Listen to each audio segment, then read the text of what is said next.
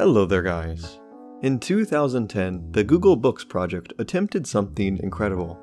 They tried to collect, scan, and create a digital copy of every book in the entire world. Their definition of a book had to be somewhat restrictive.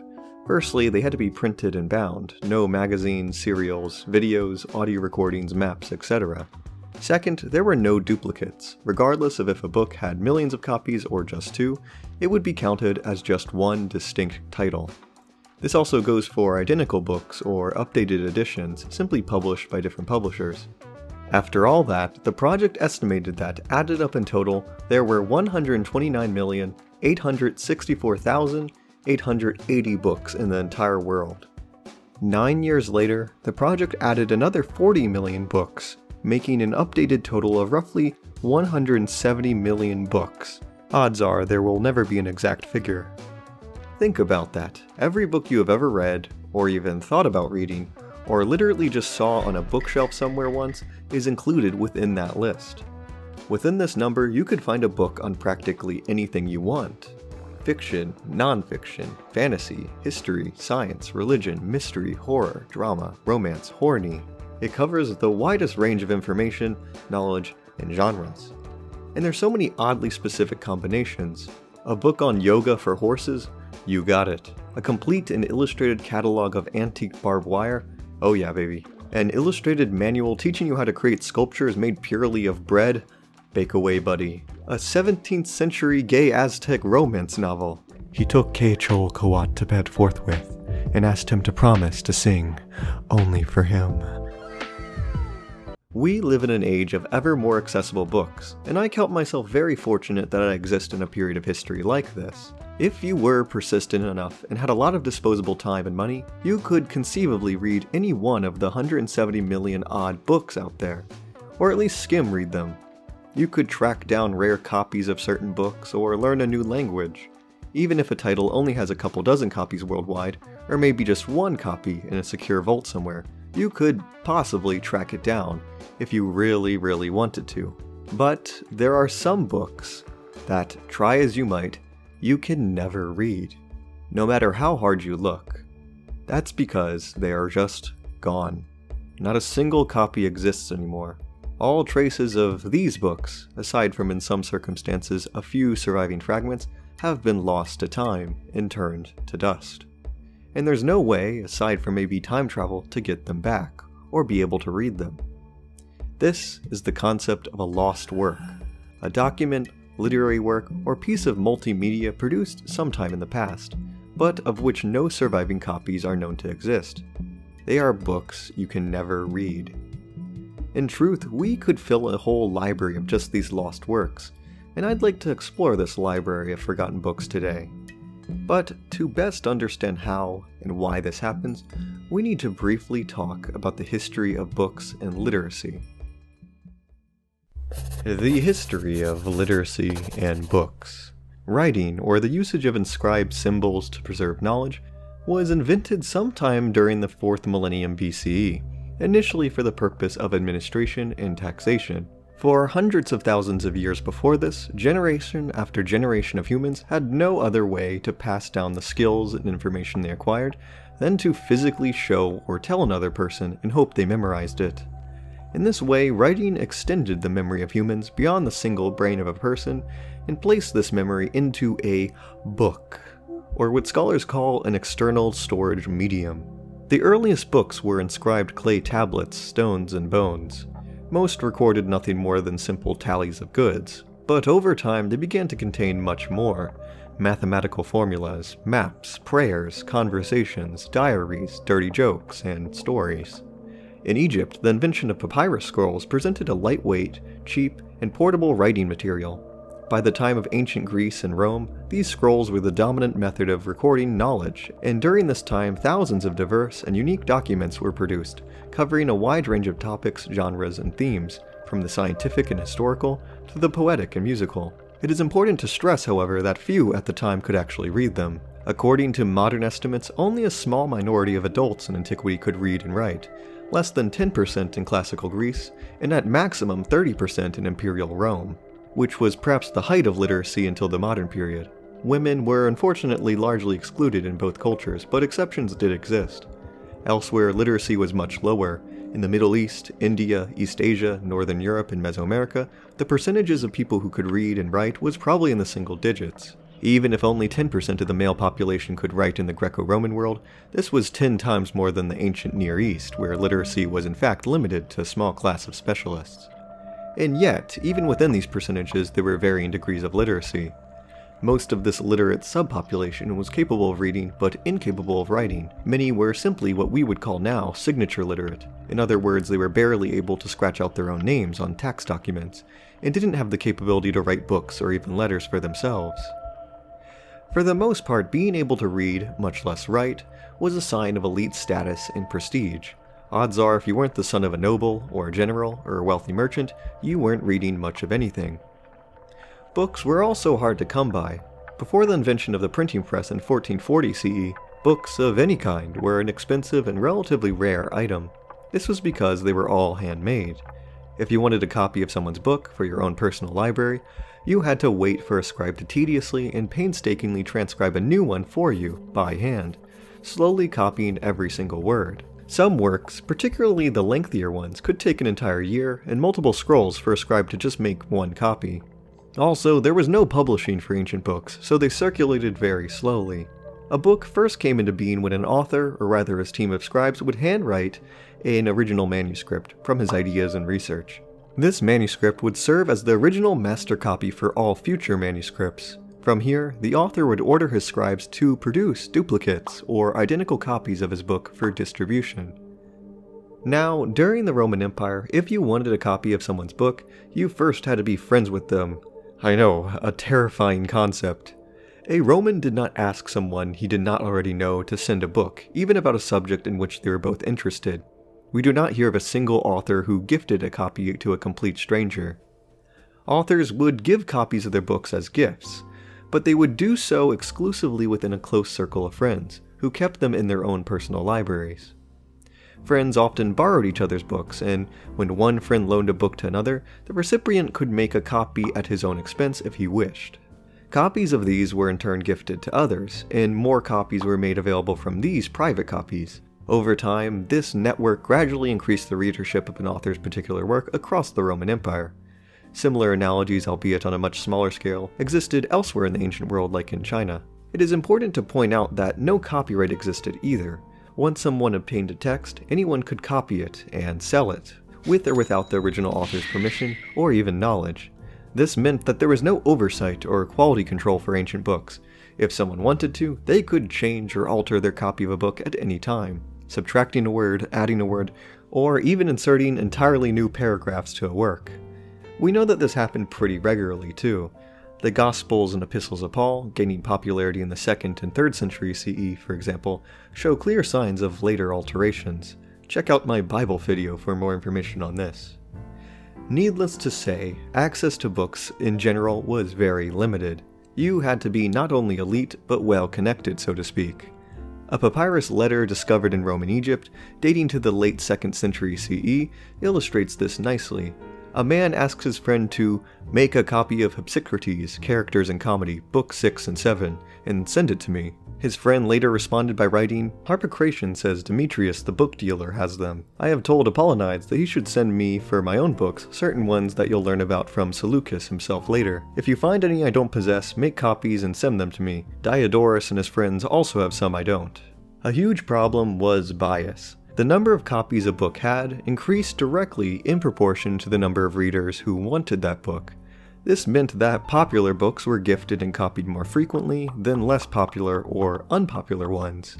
This resulted in a select few titles being incredibly easy to find, with many thousands of copies in circulation across the Mediterranean, while others were exceedingly rare and difficult to obtain. A good demonstration of this can be seen with the fact that somewhere between 1/4 to 1/5 of all Roman text was the Iliad, particularly Book 1 and 2. The Iliad was the most popular book in antiquity, making it an incredibly easy to find book. Similarly, classics professor Reviel Netz theorizes that Roman library collections were dominated by the works of just 11 different authors. By contrast, less popular, minor authors had far fewer copies of their works in distribution. This was because there was less of a demand for them, making them rare to exceedingly rare. You might see where I'm going with this. This restrictive system, with a small reader base circulating a small number of book copies, was prone to loss. How books were lost. Since a relatively small number of copies of a text was in circulation at any given time, locating a copy could be difficult and time-consuming. The limited availability of ancient books was something often acknowledged by people at the time. We hear from several surviving sources that ancient readers commonly sought out books they did not have in their own libraries, and some were much harder to track down than others. In a letter, Emperor Julian the Apostate tells his friend Priscus, "Seek out for me all the writings of Iamblicius. You're the only person who can do that since your sister's in-law owns a well-corrected copy." Keep in mind, this is a Roman emperor we're talking about, and even he is having trouble tracking down this particular author. The problem of ancient books was that if your copy got damaged, maybe it got eaten by worms or was accidentally burned in a fire, a common enough thing in ancient Rome, well... that's rough, buddy. Because there's now one less copy of that particular book in the entire world. This might not be much of a problem for something like the Iliad or the 11 major authors, who had a surplus of widely distributed copies, but for more minor authors, this was a huge deal. You're nobody, Pindar. You'll only be a minor author. The number of total circulating copies might have gone down from 100 to 99, or 12 to 11, and it might be some time before replacement was procured, if ever. There were two main methods by which copies of a book could disappear: neglect and intentional destruction. Neglect was probably the most common source for the loss of ancient books. Papyrus rots over time, and mold, fungi, and bookworms constantly attacked Greek and Roman scrolls and codices. This was a creeping and gradual menace. If an owner noticed the threat in time and cared deeply enough about the book, they could commission a scribe to produce a suitable replacement, but this could be expensive and again, time-consuming. Fire was also a huge problem in the ancient world. An accidental house fire caused by a spilled lamp could spell disaster for entire libraries of books. During an especially awful fire, hundreds of book copies could be wiped out of circulation in an instant. Careless students eating and drinking around their favorite texts and damaging them in the process surely happened somewhat regularly as well. The intentional destruction of texts was also a major threat to books throughout human history. War and times of political instability were probably the most common culprit. Typically, when a city was sacked, buildings of all kinds were burned. During revolutions, administration buildings housing many books were often targeted in an attempt to wipe away any records of people's deaths. Censorship has always been a thing as well. Over the course of the Roman Empire, one author or another would fall into the bad graces of the emperor, and subsequently their work would be banned. The books written by this enemy of the state would be burned, leaving only the copies that existed in the personal libraries of secret fans. Religious movements could also drive censorship. During late antiquity, early Christians were partly responsible for the destruction of many ancient texts. Church fathers like Tertullian advocated for the systematic eradication of what he deemed pagan books and teachings. This process was repeated elsewhere in the world whenever new regimes took over and wanted to remove all traces of the old, from ancient China to the Aztec Empire. With the barbarian invasions in the 5th century CE and the collapse of the Western Roman Empire, literacy retreated in Europe. Literacy rates had never been too high in the first place, so this event spelled disaster for the preservation of many ancient works. Less and less people cared about books and reading in general. Over time, copies began to disappear, as incidents of neglect, accidents, and censorship accumulated. The total number of circulating copies of some books declined more and more, until the number finally fell to 0. This is how books became lost, and we know that this must have been commonplace. Even during the height of the Roman Empire, works would regularly fall in and then out of circulation. The Roman senator Cicero once wrote, "When we were boys, we used to think C. Fimbria speeches worth reading, though we can scarcely find them now." It's pretty sad to see that Romans during their own time talked about how books and speeches were being lost and forgotten simply due to this scarcity of copies. And this issue only became more prevalent as Europe entered the Middle Ages. Books that were copied the most survived more often, while less popular authors were more likely to fade into obscurity, until no copies of their work were left. It is likely that the majority of the works lost to us met their ultimate fate in someone's dusty old library, as worms silently ate the last copy in the dark. No one heard, and no one saw. The Lost Books. Now, with that background in mind and halfway through the video's runtime, let's talk about these lost books. How do we even know they existed? Well, we know about them through primarily two ways: books directly referenced or mentioned by surviving authors, and books inferred to exist. The first one is probably the easiest to understand. Within the books that managed to survive the centuries, we often see authors offhandedly mentioning or referencing books that were in circulation at the time but have since disappeared. They often name the author, the work's title, what it discussed, and sometimes if we are lucky, they even quote directly from it, preserving a small fragment of what the original might have said. Other times we know precious little. Imagine trying to figure out the plot and scenes of a movie based entirely on the IMDb reviews. That's the extent of what we have to deal with some of these examples. Books inferred to exist are more mysterious and their identification is less certain. As stated before, the lack of copyright in the past meant that anyone could copy a work. Ancient writers regularly borrowed and rehashed the writings of older ones. Some authors even shared the same sources for their own books, so sometimes just by comparing two or more surviving texts we can infer the existence of a speculative original from which these both derived.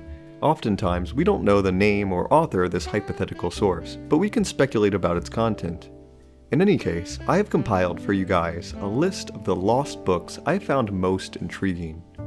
I separated them into categories and provided a short description of pretty much all we know about them, their titles, authors, and what they may have contained in them. Scientific books. These are books relating to scientific discoveries in the past. In my opinion, the loss of these texts is probably not as bad as others because we can relearn and rediscover these findings, and by now we have largely progressed far beyond them. It's just a shame that these texts became lost because a lot of them show that even accurate scientific theories and knowledge can easily be forgotten with time. One wonders what could have happened to the trajectory of learning if these works were never lost in the first place. It also would be interesting to hear the exact methods and experiments by which some of these discoveries were made. Okay, first up is an astronomical work by Aristarchus of Samos, written sometime during the 3rd century BCE. Its title is unknown, but it was referenced by the Greek mathematician Archimedes a century later. The work is significant to us because we are told that it proposed a very radical theory about the universe. It appears to be the first known example of a scientist proposing the heliocentric model. That is, the idea that the Earth and other planets rotate around the Sun and not the other way around. Aristarchus theorized that the Earth revolves about the Sun on the circumference of a circle, the Sun lying in the middle of the orbit. He also suspected that the stars in the night sky were just like the Sun, albeit much further away from the Earth, and that the universe is many times greater in size than the universe that had been previously accepted by other ancient scientists. It is unclear how Aristarchus arrived at this conclusion, but it seems likely that he may have used planetary orbits, eclipses, and shadows similar to another Greek scientist, Eratosthenes. As we all hopefully know, this idea is true. Modern science confirms that, although Aristarchus was not entirely accurate, he was definitely heading in the right direction when he proposed this theory, and it was miles ahead of the mainstream ideas of his time. However, we know that his theory did not gain much traction. Archimedes mentions it offhandedly as a largely forgotten alternative theory to the unrivaled geocentric model, which dominated scientific thought for literally thousands of years. In fact, Aristarchus's knowledge was not rediscovered until the Renaissance, almost 2,000 years later. The work was likely lost due to the unpopularity of its findings. Copernicus and Galileo received a lot of negative attention when they proposed the same ideas many centuries later, so we can assume that Aristarchus's book might have gotten a similar treatment in antiquity. On Nature by Anaximander, written during the 6th century BCE and known from the Roman writers Censorinus and Plutarch. Anaximander of Miletus was an Ionian philosopher about 300 years before Aristarchus. He is notable as an early champion of scientific thinking. Anaximander argued against deferring to magic, gods, and miracles. Instead, he believed nature was ruled by laws, and everything could be explained through natural, observable processes. Anaximander was seemingly very interested in the origins of humanity and all life. He composed a poetic treatise called On Nature, where he posited a scientific theory on how humanity arose. Censorina states that On Nature discussed how, according to Anaximander, all life first originated from a warm and hostile ocean in Earth's primeval past. From this environment, life was formed, initially as fish or fish-like creatures. Born inside these strange animals were the first humans, who took form as small embryos and fed like sharks. Eventually, they burst out of their fishy parents and washed ashore to live on dry land. These primitive humans had protective scales, but they lost them over time as they adapted and spread to this new environment. You may notice that Anaximander's theory sounds vaguely similar to modern scientific theories of the origins of life, such as abiogenesis and evolution, although his theory lacks much of the specifics like molecules and natural selection. In many respects, he was correct in positing that life originated from the ocean, and the imagery of a primitive fish-like human ancestor climbing out of the ocean evokes modern fossil discoveries like Tiktaalik and Ichthyostega, primitive fish and amphibians who pioneered our transition from living solely in the water to land.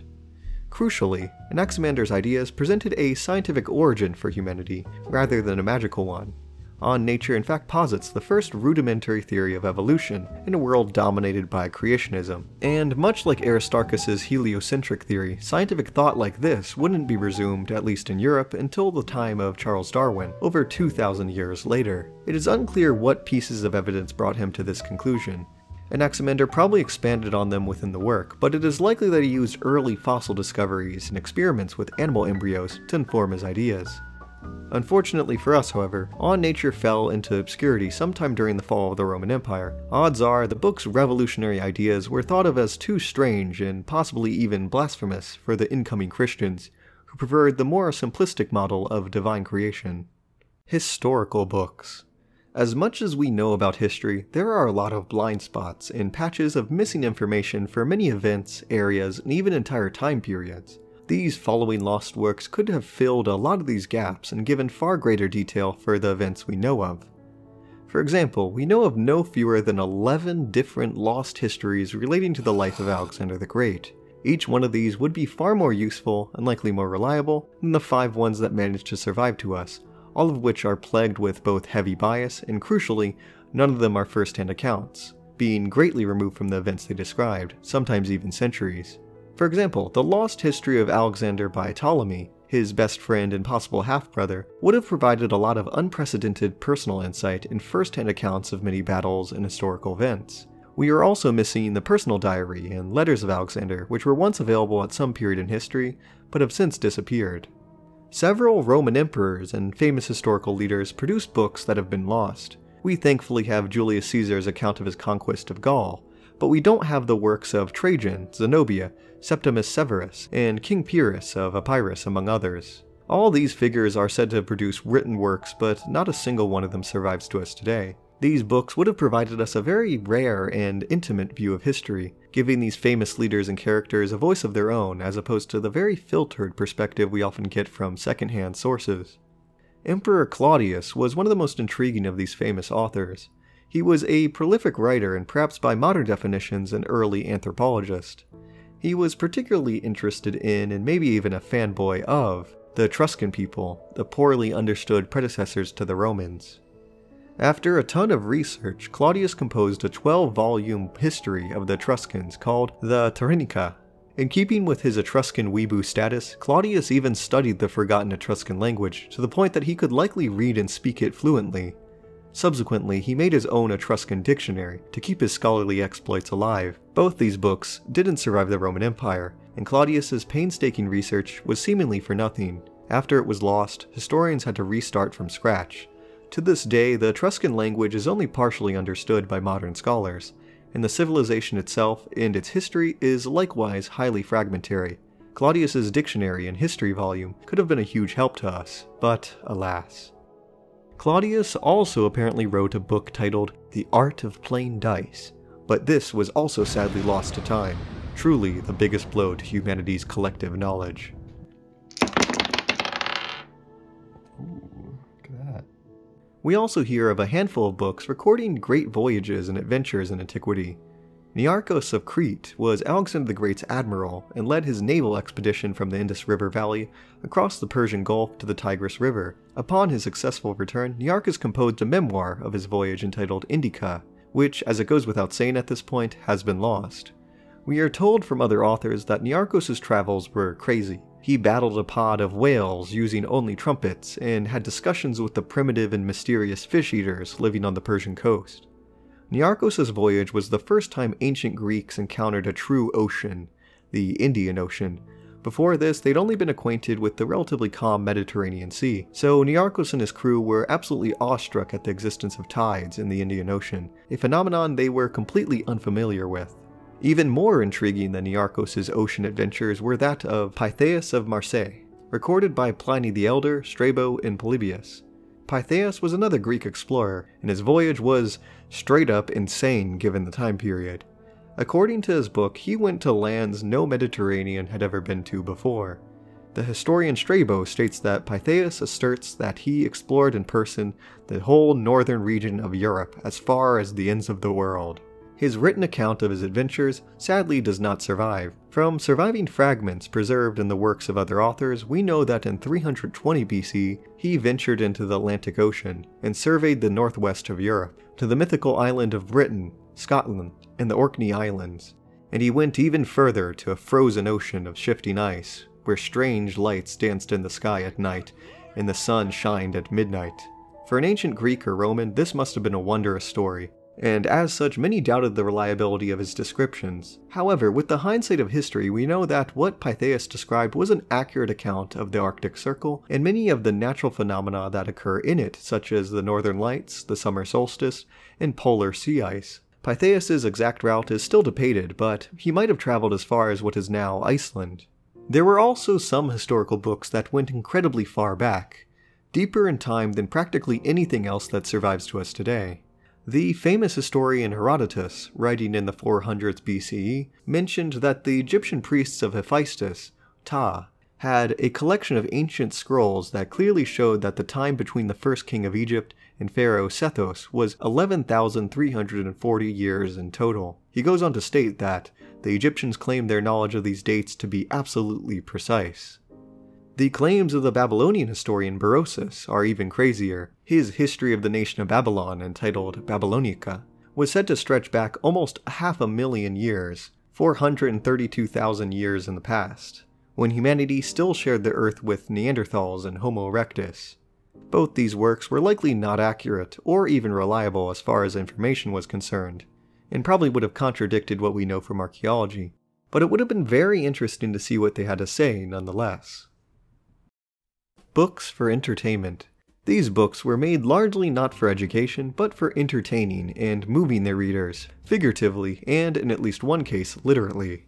A lot of these works are plays, novels, and dramas that have been lost to time. The Myrmidons by Aeschylus, for example, was regarded as one of the most popular plays in antiquity. However, only a fragment of it survives today. Being a tragedy, it was a very sad play inspired by Homer's The Iliad. It portrayed the love between the two Greek warriors Achilles and Patroclus as a deep, intimate, romantic love between two men. In keeping with the Iliad spin-offs, we know that there was a lost epic poem called the Telegony. It is unclear by whom or when it was composed, but it seems likely that it existed before the 600s BCE, as the author of the Odyssey appears to have known about it and made a connection to the story in the form of an unfulfilled prophecy. An ancient sequel bait, if you will. The Telegony was considered the final part of the epic cycle, a continuation of the Odyssey. It told the story of the missing son of the legendary hero Odysseus with the sea witch Circe, named Telegonus. It also gave a conclusion to the life of Odysseus. Spoiler, he died. I believe a stingray was involved. Effectively, it was the ancient equivalent of The Last Jedi, but people generally liked it. The story ended with Odysseus' body being buried, and a lot of, I guess, not really incestuous, but still kind of weird marriages. The modern fiction author Madeline Miller was inspired by the lost epic and wrote her own book entitled Circe, which attempted to give a general approximation of its plot with her own modern flair. It's a pretty good book, too. If we look more recently, even William Shakespeare has a lost play, or at least a collab he did with someone once that has become lost. A Stationer's Register for the year 1653 attributed a play titled The History of Cardenio to William Shakespeare and John Fletcher. We are told that this particular play was performed by the King's Men, Shakespeare's theater company, in 1613. Not a single word of content from the performance survives, but it was likely an English rendition of the, at the time, popular Spanish novel Don Quixote. There is some debate on if Shakespeare actually was involved, or if his name being attached to it was just a dishonest marketing ploy. 1613 would have been towards the end of his writing career, making it one of his last plays. The reasons for why it became lost are mysterious, but maybe it was simply boring and performed only a limited number of times. Some might have seen it as a cheap cash grab and not worthy to even be remembered. The Book of Bai Se. This ancient Chinese text was essentially an elaborate supernatural manual. It was allegedly penned by the fabled Yellow Emperor all the way back in the 26th century BCE. Just like Berosus, this date of authorship is not possible as China did not have a written language until the 1200s BC, but we'll ignore that for now. The book provided its reader a field guide to all 11,520 types of supernatural creatures that existed in the world, giving descriptions and telling them how to appease, gain favor, and avoid haunting by these spirits. Most intriguing of all is the fact that the book was supposedly dictated to the Yellow Emperor by a talking cow-like spirit named the Bai Se. Only fragments of this being's advice survive in the works of other authors. One of the strangest and most controversial lost works we know about has to be Elephantus's sex manual. You heard me right, an ancient sex manual, and it was a unique text in many ways. For one thing, we know it was penned by a woman, likely a female Greek courtesan going by the pseudonym Elephantus. It was popular for classical sex workers to go by animal names rather than their real ones. The manual was notorious in antiquity as a scandalous and raunchy text, but it appears to have been quite popular despite, or perhaps even because of its negative reputation. A complete set of her works was kept by Emperor Tiberius on his island resort of Capri. Famous figures like Pliny the Elder, Martial, and Galen, to name a few, all apparently read it, so it must have been a relatively widely circulated and popular work. We know that the manual described 9 forms or postures of lovemaking, presumably 9 different sex positions members of the Roman elite could try out. The book even had shameless pictures of the acts. Although many sources view it with disgust, it appears like it wasn't just filled with sex positions, but also gave women legitimate health advice in ways no male writer had done before. Even better, the ancient Dr. Galen noted that Elephantus had included a cure for male pattern baldness in her book. Ooh, let's get some of that. These details suggest that the author was an intelligent health expert of her day, and a female one at that, something that was relatively rare. Alas, such a controversial text was doomed with the coming of Christianity, whose more conservative ideas toward sexuality made the book highly unlikely to survive. The fact that it had hand-drawn illustrations also meant that copying this text was difficult, and the supply was always limited. No doubt many, if not all, of its copies were destroyed around the time of Constantine the Great, and were completely gone by the Middle Ages.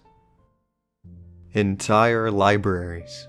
But the saddest thing we have to realize is the fact that there is an untold number of unrecorded books that were written, published, and read for a time, and then promptly lost to history, with no one mentioning them or recording their existence. And consequently, we don't even know their authors, titles, or even what they may have held. And I think that's important. The books I have listed are just the ones we got lucky enough to know about. They represent just a small handful in the massive library of lost books. And we know that throughout history there were libraries, thousands of them, and filled with collections of both recorded and unrecorded books. The vast majority of these libraries met untimely fates, though. The Hellenistic Library of Alexandria, perhaps the largest until the modern era, gets all the attention, but it definitely wasn't the only ancient library that was destroyed along with all its valuable knowledge. The Spanish conquistador Bernal Diaz described Montezuma II, Emperor of the Aztecs, as having a great house for all his books, and managed by a chief librarian. This library, filled with the curious accordion-like books of the Mesoamericans, likely represented the greatest collection of knowledge in the Western Hemisphere at that time. It was unfortunately burned to the ground during the Spanish-Aztec War. The Boxer Rebellion saw the destruction of the Hanlin Academy Library, which had been founded in the 700s CE and remained active for well over 1,000 years. In the fire, irreplaceable Chinese manuscripts and scrolls were lost. Among them was the Young Lo Ta Ten, or the Younglei Encyclopedia, an 11,000 volume encyclopedia on pretty much everything there was to know, essentially the Wikipedia of its time.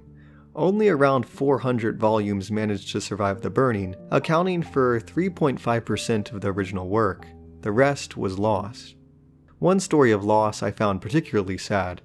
During the 1560s, Catholic inquisitors systematically burned hundreds of priceless Maya codices and scrolls as heresy, claiming they were filled with superstition and lies of the devil. In truth, these documents contained a great wealth of knowledge about Maya culture, science, history, genealogy, astronomy, medicine, and so much more. A Maya priest by the name of Caujo saw this destruction of his people's culture and sought to undermine the colonizers. He began preaching and traveling from community to community, collecting surviving codices and other documents that he could hide from the Spaniards. Unfortunately, in 1568, the colonial government heard of Caujo's resistance movement and sent a military force to eliminate him. In the spring of 1569, a Spanish captain discovered a large temple in the jungle. It turned out to be Caujo's base of operations, and contained his entire library of codices. The soldiers burned it to the ground until nothing was left of the books but ash. Such was the fate of so many lost books.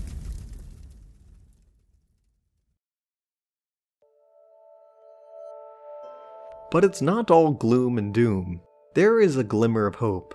Sometimes, albeit rarely, what is lost can be found again.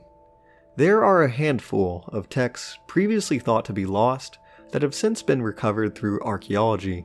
Most famously was the Gospel of Judas, a blasphemous gospel about Jesus' rogue disciple Judas. It was zealously denounced by the early Christian bishop Irenaeus in the 2nd century CE. His denunciation had the ironic consequence of informing us of the Gospel's existence. Congratulations, you played yourself. But for almost 2,000 years it was believed that all copies of this heretical book had been destroyed. That was until 2006, when a manuscript copy was discovered among a bundle of books buried near the Egyptian town of Nag Hammadi. To this day, it remains the only copy of this book known in existence. Menander was a celebrated Greek playwright, and was extremely popular in antiquity, but unfortunately most of his comedies did not survive the Middle Ages. Only about 7 of the roughly 80 we know about have survived. One miraculous example is his comedy titled The Girl with Her Hair Cut Short, which was pretty much just an ancient rom-com. So far, the most intact copy we have was preserved on a few scraps of papyrus found in a Roman trash dump. Someone must not have been a big fan of it. What do you mean? Because it's trash! We have 40 to 45% of it. More commonly than throwing away unwanted text was the practice by people in the past, especially during the Middle Ages, to reuse and recycle them for new writing material. The Archimedes palimpsest, for example, is a particularly infuriating case study. Archimedes was considered one of the most skilled inventors and scientists in all the ancient world, with many of his inventions and formulas revolutionizing several sectors of ancient industry. His writings would circulate in the Hellenistic era and well into the Roman Empire. After the collapse of the empire, however, the vast majority of his books were lost. We know that at least a couple were literally rubbed out and written over. The Archimedes palimpsest is a document that contains several works of Archimedes that were thought to be lost. At some point in the Middle Ages, these ancient manuscripts were taken to a Christian monastery. The monks at this monastery apparently did not find the teachings of Archimedes interesting enough, as they attempted to erase his words and wrote over them with a religious text. Under the colorful illuminations of Jesus and the apostles are ancient Greek mathematical theorems and diagrams that could have proved very useful for medieval engineers and scientists. A similar thing happened to 2 pages of a copy of the ancient historian Arrian's Events After Alexander, a once detailed account of the successor wars that transpired after the death of Alexander the Great, now lost. The surviving fragments of this work have provided us pieces of information and battle tactics that are found nowhere else in history, which really tantalizingly illustrates how much value was lost with this text. Probably one of the strangest afterlives a lost text has ever taken was that of a speech recorded on papyrus, once given by the Athenian politician Hyperides. The moving war speech was completely unheard of to modern historians, until 1858, when a copy of it was discovered in Egypt, where it had been used to wrap the body of a mummy. The importance of books. If I have learned anything while researching this video, it is that knowledge is fragile, the future uncertain. What is known today and taken for granted may be lost to the sands of time tomorrow.